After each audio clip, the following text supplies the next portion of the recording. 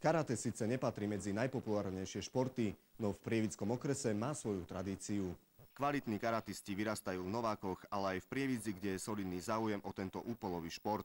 Potvrdzuje to aj početná základňa v karate klube Prievidza. Približne tých 70 členov má karate klub Prievidza. Oni trénujú na obchodnej akadémii v Prievidzi a sa striedajú začiatočníci, pokročili. Medzi tými začiatočníkmi je asi 40 detí a pokročilých je asi 30. Prievidskí karatisti štartujú aj na rôznych súťažiach. Naposledy zažiarili na 3. kole pohára Federácie v Banskej Bystrici, kde získali 10 medailových umiestnení.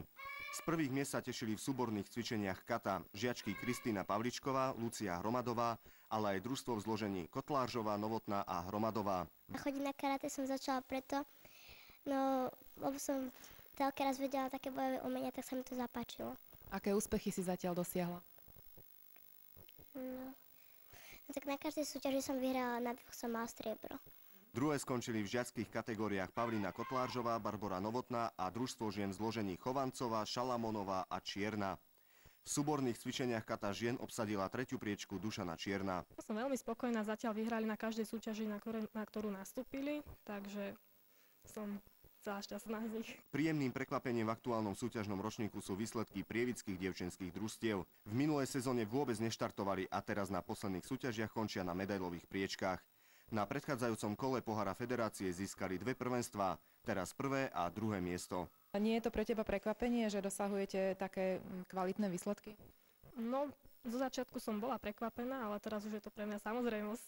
V kumite dosiahli v 3. kole pohára Federácie v Banskej Bystrici najlepšie priečky Slavomír Šenk a Ivan Horniak. Obaja boli vo svojich hmotnostných kategóriách druhí.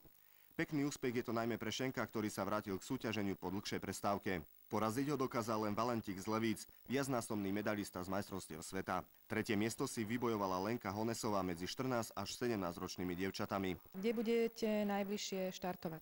Bude to ďalšie kolo pohára Federácie, Slovenskej federácie karate a bojových umení a bude to v Šali. Najznámejšími karatistami prievidského klubu sú Dušana Čierna a Ivan Horniak, ktorí pravidelne reprezentujú Slovensko aj na majstrovstvách sveta a Európy. Dušana Čierna by sa tento rok mala predstaviť nielen na spomínaných vrcholných podujatiach, ale aj na jednej zaujímavej akcii, ktorá bude v Južnej Kórei. Bude to v septembri a sú to svetové hry pre všetkých a bude to vlastne v Južnej Kórei nejaká provincia Busan. Ešte sama neviem presne.